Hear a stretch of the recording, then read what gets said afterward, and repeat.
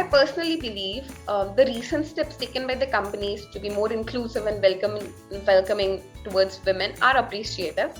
The imbalance in the gender ratios have been prevalent for a long time, but the last few years have seen the tables turning. We are not just talking about the IT sector here. Women are encouraged to take field jobs or even mining activities. I'm a petroleum engineer and I'm myself placed in ONGC as a production engineer.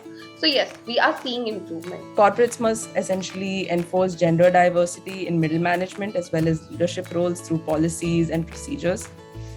Each business line leader should be responsible for the retention of women leaders and to increase the diversity ratio with focused hiring. Companies should try to empower women by allowing women to connect with each other and project more stories about successful people in the industry, including women, the challenges that they have gone through specific to their case and how they have overcome that. Please step out of your comfort zone. Your comfort zone is the biggest problem when it comes to, upskilling. So please put aside your comfort zone. Go interact with people who are not women. Go interact with people of every gender to identify where you stand and where your skill sets stand and how difficult or easy it is. You should be able to assess yourself on a personal level to be able to understand what you need to do to step into the technology field with an edge. This is a topic that I feel pretty strongly about. I have talked to a lot of women my age, but a lot of women who are a little bit older in my industry as well, which is mostly technology.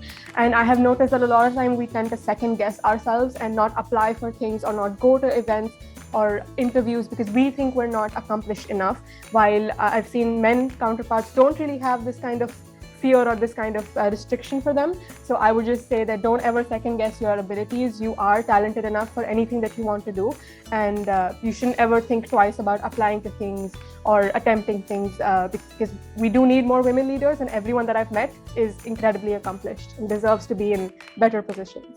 I think everybody thinks that once you get into the industry, it is over. You're okay, you can settle down, but that is not it. The most important factor that I've learned is to adapt.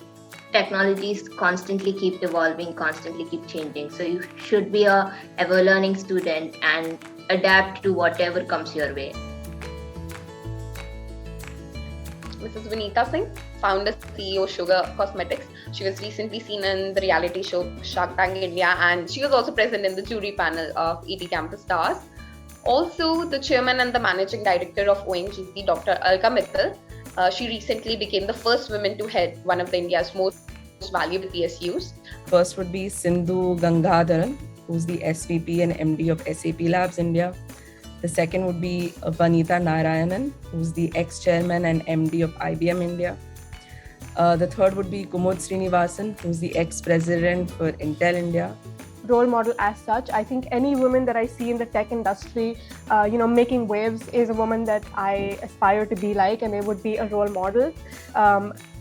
Every time I go on LinkedIn and I look on a website and I find women leaders in esteemed positions doing great work, they all become my role models quite instantly. So it's pretty hard for me to choose just one person.